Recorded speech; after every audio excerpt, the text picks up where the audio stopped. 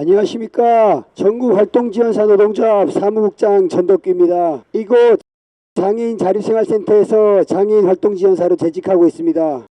장애인 자립생활센터에서 노사협의회 노동자 대표를 맡고 있기도 합니다. 우리 노조와 센터는 현재 수년에 걸친 법정 다툼을 이어가고 있습니다. 지난 2023년 11월 9일 퇴직노동자 1인에 대한 임금체불 사건에 대해서 서울 동부지방법원은 장애인 자립생활센터 센터장에게 유죄 선고를 내렸습니다. 우리 노조와 장애인 자립생활센터가 다투고 있는 소송 중 첫 판결이 내려진 것입니다. 하지만 장은 이에 불복하여 항소하였습니다. 재직노동자에 대한 임금체불도 민사소송이 진행 중입니다. 그리고 핵심이 되는 취업규칙 무효 민사소송이 이제 선고를 앞두고 있습니다. 센터 운영에는 명백한 위법이 있었습니다. 앞으로도 센터장에 대한 유죄 선고가 이어질 것입니다. 하지만 이에 대해 소장은 아무런 잘못도 인정하지 않는 태도를 보이고 있습니다. 오늘 이곳에서 이렇게 마이크를 잡게 된 이유는 이러한 분쟁이 어떤 경과를 통해서 일어났는지를 시민분들과 노동자분들에게 알리기 위해서입니다. 활동지원 사업의 내용상 우리 장애인 활동지원사들은 장애인이 사는 곳, 활동하는 곳으로 파견되어 일합니다. 일하는 곳이 일정하지 않아 노동자들이 만나기가 쉽지가 않습니다. 센터는 노동조합이 문제를 제기하자 일지 제출 업무를 우편으로 바꿔버렸습니다. 참 편리하고 좋은 일이기는 합니다만 왜 하필 이 시기인지는 알다가도 모를 일입니다. 어쨌거나 노동자들이 모이는 것 자체가 쉽지가 않으니 노동조합이 왜 싸우는지를 이야기를 듣는 것은 쉬운 일이 아닐 것입니다. 그래서 이곳으로 와서 마이크를 들었습니다. 더 이상은 장애인 자립생활센터를 신뢰하지 말아야 합니다. 진보적 장애인 인권운동을 한다는 명목으로 자신들의 센터 공간을 높이고 장애인을 위한다는 명목으로 노동자 권리 축소시키기 위해서 노동자들에게 거짓말하고 속이는 센터입니다. 활동지원 사업은 수익사업이 아니다. 남는 돈이 없다. 우리는 근로기준법 위반의 책임이 없다. 정부 탓이다. 입증 없는 거짓말을 반복해 노동자들을 기만하고 그 내용을 스스로 진실로 믿으며 억울하다고 진심으로 그렇게 생각하고 있는 센터입니다. 그렇다면 우리는 어찌해야 할까요? 우리도 우리의 권리 자신이 지켜야 하지 않겠습니까? 노동자들이 지켜야 하지 않겠습니까? 모르고 피해를 당하는 일이 없어야 하지 않겠습니까? 2018년 근로기준법이 개정되었습니다. 장시간 노동으로 사람들이 죽어나가자 특례업종을 대폭 축소했습니다. 논란이 있던 휴일수당에 대해서도 명료화했으며 주 52시간 근무를 명확히 규정했습니다. 그리고 관공서 공휴일도 민간에서도 유급휴일로 보장하라고 법이 바뀌었습니다. 그 근로기준법 개정으로 2021년 1월부터는 30인 이상 사업장이면 관공서 공휴일을 유급휴일로 노동자들에게 보장해야만 합니다. 말 그대로 관공서 공휴일에는 임금을 주고 쉬게 해줘야만 합니다. 고용노동부에서 배포한 설명 자료에 따르면 법을 개정한 취지를 이렇게 설명하고 있습니다. 우리나라 관공서 등은 관공서의 공휴일에 관한 규정에 따라 공휴일을 지정하고 있으나 민간기업의 경우 단체협약, 취업규칙 등에 따라 공휴일 휴무 여부가 다른 실정, 이에 단체협약, 취업규칙 등의 공휴일 휴무 규정이 없는 영세 중소기업 근로자는 명절 연휴와 같은 공휴일을 유급휴일로 보장받지 못해 휴일에 있어서도 불합리한 차별이 존재. 따라서 공휴일에 근로자가 차별 없이 휴식을 취할 수 있도록 공휴일을 근로기준법상 유급휴일로 보장하려는 것임. 그런데 센터는 활동지원사들에게 관공서 공휴일을 유급휴일로 보장하지 않았습니다. 장애인 자립생활센터는 장애인 활동지원사만 150명도 재직하고 전체 고용노동자가 170명이 넘는 사업체였습니다. 당연히 2021년부터 관공서 공휴일을 유급휴일로 보장해야만 합니다. 월급제로 고용하고 있는 전담인력과 활동가들은 관공서 공휴일을 유급휴일로 보장하면서도 시간급제 활동지원사들에게는 유급휴일로 보장하지 않았습니다. 단지 시급제 노동자라는 이유로 다른 사람과 다르게 유급휴일을 보장받지 못한다면 억울하지 않겠습니까? 이것은 왜 차별이 아닙니까? 하지만 솔직히 저는 2021년까지만 해도 기다렸습니다. 센터도 정비하고 노력하고 시간이 조금만 더 지나면 수당을 지급하리라고 믿고 있었습니다. 센터는 평소에는 인권과 연대를 외치며 장애인과 활동지원사가 연대해야 한다고 말하는 센터였으니까요. 우리 노동조합은 관공서 공휴일 유급휴일 수당을 위한 정부 예산을 확보하기 위해 노력했습니다. 2020년부터 관공서 공휴일 유급휴일 수당 적용을 위해서 행정부와 국회를 오가며 국가의 지원이 있을 수 있도록 활동하고 노력하였습니다. 노동조합은 공무원들을 만나고 다니면서 설득했습니다. 2021년이 다가오고 활동 지원 현장에도 관공서 공휴일 유급휴일 수당을 지급해야만 하는 때가 다가오니 유급휴일 수당을 수가에 반영해 현장에서 발생할 수 있는 갈등을 미연에 방지해야 한다고 설득했습니다. 그 결과 복지부 주무관으로부터는 복지부 예산안에서 얼마에 해당하는 금액이 관공서 공휴일 유급휴일 수당에 해당하는 금액이라는 답변을 받아냈습니다. 그 결과 2021년 정부 예산안에 관한 기획재정부의 산출 근거 자료에는 관공서 공휴일 유급휴일 수당분을 반영하여 순증했다는 문구가 명확히 적혀 있었습니다. 순증이라는 말은 예산에 없던 내용을 새로이 도입하여 예산을 책정했다는 말입니다. 그런데도 센터는 2021년 활동지원사들에게 관공서 공휴일 유급휴일 수당을 전혀 지급하지 않았습니다. 재주는 곰이 부리고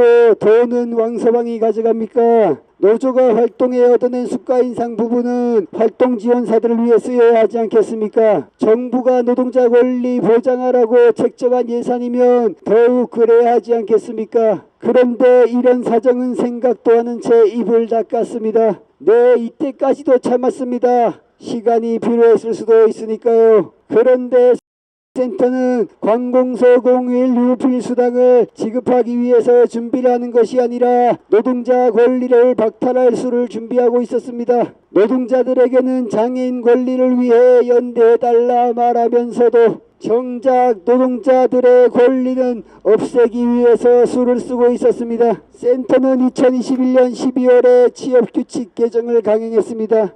노동자의 노동조건은 근로관계법령과 취업규칙, 근로계약서를 통해서 정해집니다. 근로계약서를 다시 쓰는 것은 개별 근로자의 노동조건을 개별 근로자의 동의를 얻어 적용시키는 것입니다. 만약 노동조건을 후퇴시키는 근로계약에 서명한다면 온전히 서명한 자신만을 탓할 수도 있었을 것입니다. 하지만 센터는 취업규칙 개정을 했습니다. 취업규칙 개정은 노동자 개개인은 동의하지 않아도 노동자 반수 이상의 동의만 받으면 동의하지 않는 사람에게까지 영향을 미치는 방법입니다. 그렇게 저를 비롯한 많은 활동지원사들은 동의의사와 무관하게 관공서 공휴일 유급휴일 권리를 박탈당했습니다. 취업규칙 개정 과정도 기만으로 점철되어 있었습니다. 활동지원사 노동자들은 일지를 제출하러 센터에 오는 잠깐의 시간에 취업규칙 개정 내용을 안내받았습니다. 전담 인력들은 근로기준법이 개정된 내용을 반영한 것이라고 간단하게 설명하였습니다. 공지사항으로 배포한 문서에는 이렇게 적혀 있었습니다. 개정된 근로기준법과 남녀고용평등법을 반영하여 취업규칙을 변경하여 신고하고자 합니다. 주요 변경 내용, 최장 근로시간 명시, 모성보호, 성희롱 및 직장 내 괴롭힘 등 취업규칙 개정안 신고 대조표를 확인하신 후 개정 동의서에 서명 부탁드립니다. 공지사항 어디에도 관공서 공휴일 유급휴일 관련한 내용이 없었습니다. 취업규칙 개정안은 26쪽에 달하였고 신고 대조표는 8쪽에 달하는 양이었습니다. 센터는 활동지원사들이 공지사항을 전달받고 교육받는 시간으로 책정한 임금은 시간으로 고작 10분이었습니다. 이 10분을 취업규칙 개정 내용을 소통하는 데에만 쓰는 것도 아니었습니다. 센터는 다른 센터와는 다르게 활동지원사들의 근무시간을 활동지원사 노동자에게 계산하도록 떠넘기는 고약한 사업장이었습니다. 전담 인력이 해야 할 업무를 활동지원사들에게 떠넘겼습니다. 많은 노동자들은 센터에 와서 계산기를 두들기며 자신들의 근무시간을 계산해야 했습니다. 자신의 월 근무시간이 얼마인지, 그 중에서도 주간이 얼마인지, 야간 휴일이 얼마인지 계산해야 했고 계획서와 주간보고를 제출해야 했으며 공지사항을 전달받아야 했습니다. 2021년 12월의 경우에는 여기에 대해서 총 34페이지에 달하는 취업규칙 변경사항도 파악해야 했습니다. 10분 안에 이처럼 많은 업무를 해야만 했습니다. 노동자들은 노동관계 법령의 용어를 잘 알지 못합니다. 34페이지에 달하는 취업규칙 변경 내용을 몇 분 안에 숙지하고 이해하고 자신의 동의 여부를 판단해야 합니다. 이것이 현실적으로 물리적으로 가능한 시간입니까? 무엇보다 중요한 것은 센터는 개정 근로기준법을 반영했다는 말로 노동자들을 속였습니다. 정작 중요한 관공서 공휴일 유급휴일 수당은 공지사항에서 언급조차 하지 않았습니다. 이것이 기만 아니면 무엇입니까? 노동자들은 자신의 활동 지원을 기다리는 장애인을 생각하면서 그리고 근로기준법 개정 내용을 반영했다는 센터의 말을 신뢰하면서 대부분 빨리 동의하고 돌아갔을 것입니다. 하지만 그 내용은 그냥 근로기준법을 반영한 내용이 아니었습니다. 취업규칙 개정 내용에는 시급제 직원의 경우에는 관공서 공휴일이 비번일과 겹치며 무급휴일로 한다는 내용이 버젓이 들어있었습니다. 시급제 활동지원사에게만 관공서 공휴일을 무급휴일로 변경하려는 시도였습니다. 참으로 어이없는 것은 그렇게 취업규칙을 변경하고도 유급휴일 수당을 지급하지 않았습니다. 자신들이 만든 취업규칙에 따르더라도 비번일과 겹치지 않는 경우에는 유급휴일 수당을 지급해야 했었지요. 소송 진행 중에 법원에서 센터는 2022년 6월부터 관공서 공휴일 유급휴일 수당을 지급하고 있다고 당당하게 말하더군요. 그럼 그 이전의 수당은 왜 안 줍니까? 왜 지급하지 않습니까? 소장은 나와서 해명을 해보십시오. 그렇게 억울하고 떳떳하다면 150명에 대한 관공서 공휴일 유급휴일 수당 체불임금을 왜 지급하지 않는지 설명을 해보십시오. 그것은 불안정 노동에 노출되어 직장을 잃을까 찍소리 못하고 있는 활동지원사 노동자들이 당신 눈에는 사람으로 보이지 않기 때문은 아닙니까? 중요한 것은 정작 안내하는 전담 인력들조차 그 내용을 정확하게 파악하지 못했다는 점입니다. 전담 인력도 내용을 제대로 모르고 이에 대해서 제대로 노동자들에게 설명되지 않았다면 제대로 설명하고 다시 의사를 묻는 것이 올바른 것이 아닙니까? 그것이 민주적인 방법이 아닙니까? 센터가 취업규칙 개정 서명을 받은 직후 저는 빠르게 노사협의회 개최를 요구하였습니다. 2021년 12월 8일에 노사협의회에서 왜 관공서 공휴일 수당에 관한 내용이 설명되지 않았는지를 따졌습니다. 당시의 활동지원팀장은 저에게 자신이 그런 내용을 잘 알았다면 노무사를 했지 여기서 일을 하겠냐고 오히려 따졌습니다. 이게 어떻게 올바른 대답이고 대처입니까?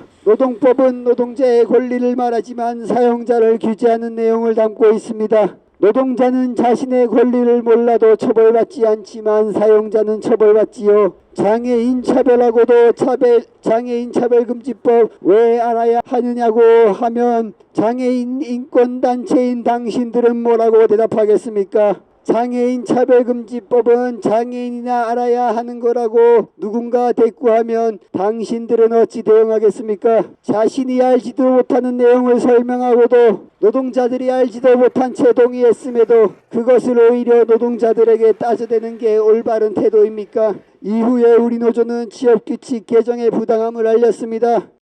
센터 재직 노동자들 80명의 연설을 받아 해당 취업규칙을 개정하라고 요구하였습니다. 개정을 취소하라고 요구하였습니다. 당시에는 코로나가 유행하던 시기였고 따라서 센터에 방문하는 노동자도 많지 않았던 시기였습니다. 취업규칙 개정에 서명한 노동자 중에서 80명의 숫자를 빼도 과반이 넘었을까요? 노동자들이 내용을 제대로 알고도 동의를 했을까요? 170명 중에서 80명이 그렇게 많은 인원이 취업규칙 개정이 부당하다고 말하고 있었습니다. 150명 활동지원사 중에는 반수가 넘는 활동지원사가 부당하다고 말하고 있었습니다. 그런데 소장은 취업규칙 개정 절차가 정당하고 올바르고 충분히 설명을 했다고 주장하고 있습니다. 그런 절차가 올바르고 충분하다면 발달장애인의 휴대폰 개통 사기에 대해서도 올바른 계약이라고 말할 수 있어야 하는 거 아닙니까?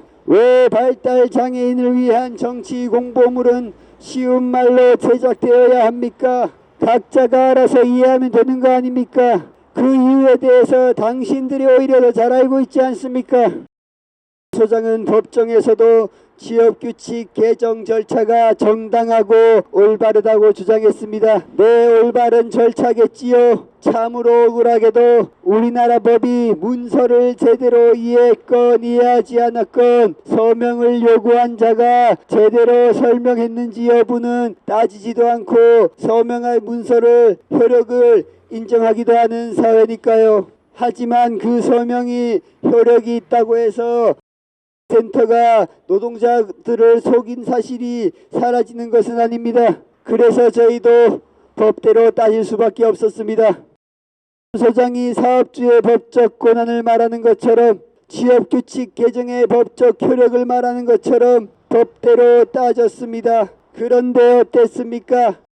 센터가 근로기준법을 위반한 사실이 인정되어 근로감독관도 인정하고 검사도 인정하고 이제 1심에서 판사도 인정했습니다. 그런데 아직까지도 소장은 자신의 잘못이 무엇인지 왜 노동자들이 화가 났는지 전혀 반성하지 않고 있습니다.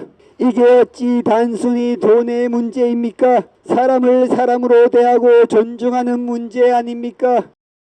소장이 한국장애인 자립생활센터 협의회와 장애인 차별금지 추진연대를 앞세워서 기자회견을 한 내용에서처럼 노사협의회를 성실히 운영하는 민주적인 사업체에서 일어날 수 있는 일입니까? 노동자 당사자의 목소리를 듣기 위해서 얼마나 노력을 하였습니까? 우리가 이렇게 싸우는 와중에 센터는 바로 이곳으로 이사를 했습니다. 그렇게 노동자 권리 축소시키면서 공간은 확장했지요. 하지만 이러한 공간을 유지하는 비용이 어디에서 나오겠습니까? 2022년 1월 20일에 있었던 노사협의회에서 저는 공간을 유지시키는 비용이 어디에서 나오는지 공간을 활용하는 사업에 따라서 적절히 배분되는지 설명을 요구했었습니다. 그날 소장은 다른 사업에서는 수익이 나지 않는다며 활동 지원 사업이